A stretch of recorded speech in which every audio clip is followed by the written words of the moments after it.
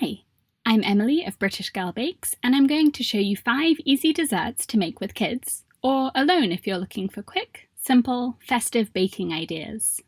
Cupcakes are a great choice because they're much faster to decorate than a cake, and they're ready to go. No layering or crumb coating necessary. If you're not going to fill your cupcake tray, place the wrappers in alternating holes so that the cupcakes bake evenly.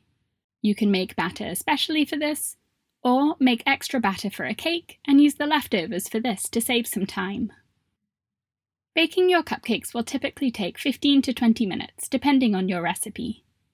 Meanwhile, prepare your buttercream and you can tint it different colours using gels.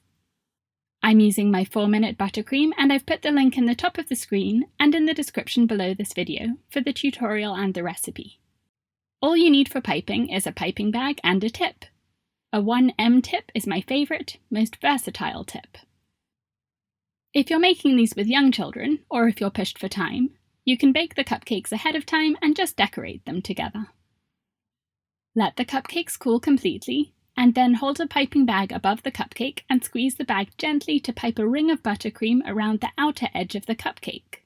And maintain the pressure as you spiral the bag upwards, piping a smaller circle on top of the first one, and a smaller one on top of that, and then lift your wrist up at the same time as you release the pressure on the bag to make a nice peak on top of the cupcake.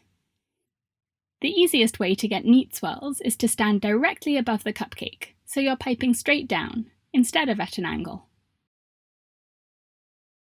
Keep these simple by adding some Christmas-coloured sprinkles, and do this straight away, or at least within a few minutes of piping, while the buttercream is still sticky so the sprinkles don't bounce off. For a simple Christmassy design, use green buttercream and place some ball sprinkles around the sides of the swirl like Christmas tree decorations, and then place a star-shaped sprinkle on top. Store these in a Tupperware at room temperature, and they taste best if you eat them within 2 days. These little chocolate cups don't require an oven, and you can get really creative with the fillings. You'll need a cupcake tray and wrappers, any kind of chocolate chips, like semi-sweet, milk or white, and a spoon. Melt the chocolate. I put mine in the microwave at 60% power for a minute at a time. And meanwhile, line your tray with cupcake wrappers. Stir the chocolate until it's smooth, and spoon some into the base of a cupcake wrapper, and use your spoon to push it up the sides of the wrappers, going up as high as you want, but don't go all the way up to the top, because you want to be able to remove the wrappers later, and if the chocolate goes over the top, it will crack when you peel the wrapper off. Be generous with how much chocolate you use, because the thicker these are, the less likely to break when you peel the wrappers off, or when you fill them later. Put them in the fridge for about an hour to set, and then lift each one out of the cupcake tray and carefully peel the wrappers off, working your way around the wrapper and peeling off a section at a time. If they break, you can put them back in the microwave, and then follow the steps again to make a new chocolate cup, using a bit more chocolate this time so that it's stronger and doesn't break off the next time. Now you can fill them with whatever you like.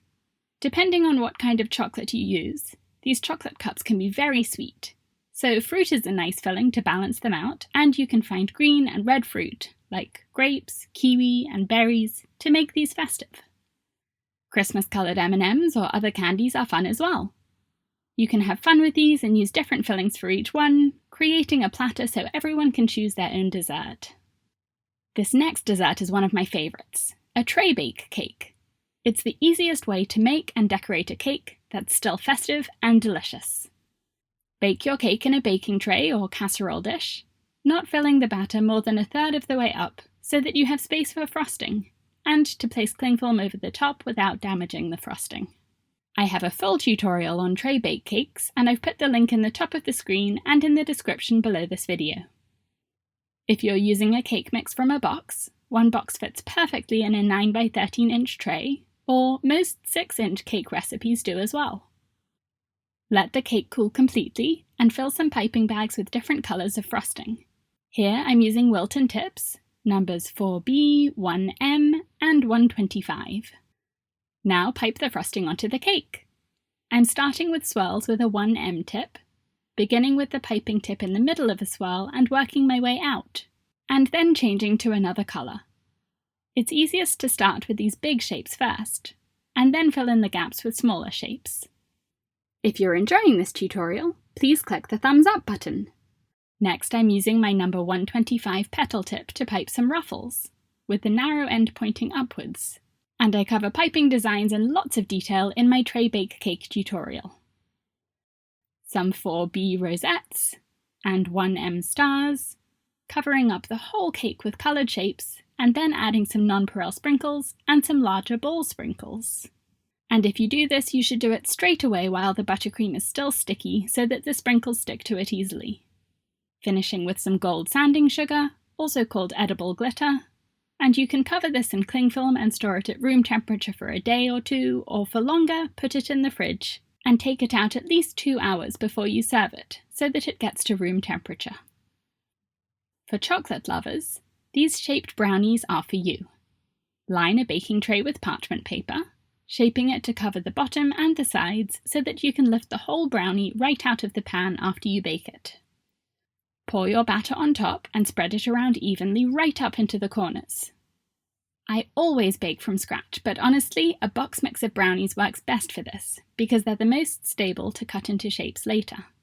But, if you want a recipe to follow instead, I've put the link for my sturdiest brownies in the description below this video. You need a cakey consistency, rather than gooey, for this project to work. If you want to add sprinkles, now is the time to do it because they'll stick to the brownies as they bake. Don't add them until just before baking, so that they stay on the surface instead of sinking to the bottom. I'm using sprinkles on half and sanding sugar or edible glitter on the other half, so that you can see how both look after baking. And you can see that the sprinkles are much more obvious than the sanding sugar. Let the brownies cool completely in the pan, and then lift up the parchment paper to lift the whole batch onto a cutting board. Remove the parchment paper by flipping the brownies over and gently peeling it off. Then press cookie cutters into the brownies, angling them to try to get the most shapes possible out of your brownies, although really, snacking on the cut-offs is the best part, so it's not a bad thing if there are lots of them. To get the brownies out of the cookie cutters, press gently around them going right up to the corners, pushing just a bit at a time so that the whole shape gradually moves downwards out of the cookie cutter. These are adorable and extra festive with the sprinkles, which are the quickest way you could possibly decorate them. If you want to, you can pipe on details using buttercream or royal icing instead. Okay, our final dessert is peppermint bark, which you can adapt by using any other crushed chocolate or candy or some fun sprinkles. You'll need parchment paper or wax paper for this, and white or milk or semi-sweet chocolate in chips or in bar form, which you're going to melt and stir to get it a smooth consistency, and then pour onto the paper. Use an offset spatula to spread it around, thick enough so that it doesn't melt in your hands when you eat it, but not so thick that it's difficult to bite into. With these swiping motions, you can smooth out the chocolate so it has minimal texture on top, but you're going to cover it up anyway, so don't worry too much about that. Then sprinkle on your topping of choice. I'm using crushed peppermint that I made by putting candy canes in a Ziploc bag and banging them with a rolling pin. Crushed chocolate or candy bars work well for this too, or just a fun sprinkle mix to give the chocolate some colour and add a bit of crunch. You can leave this here to set, which might take an hour or two depending on the temperature of your kitchen, or you can slide a tray or cutting board underneath and move it to the fridge to set more quickly. When the chocolate is firm, dip a knife into hot water and cut it into triangles or blocks or whatever shape you like. I tried dipping cookie cutters into hot water and pressing them into the chocolate, but even with all of my body weight on the cutter, it's not a successful process. The pieces you cut won't be perfect shapes, even with a hot knife, which is part of the beauty of peppermint bark, I think. But if you want neater pieces, you can score the chocolate while it's still melted, after sprinkling it with peppermint or whatever you're using. And then after it sets, it will be easier to cut along those lines again, and you'll have more control over the shapes that come out. You can put these in little cellophane or paper gift bags, or place them on top of a dessert, like a cake or cheesecake, or crumble them on top of brownies. The possibilities are almost endless. I hope you found a fun dessert to make this Christmas season, and I'd love to see your creations. Please tag British Girl Bakes on Instagram when you share your photos, so I can see them. And subscribe to my channel for a new cake decorating tutorial every week.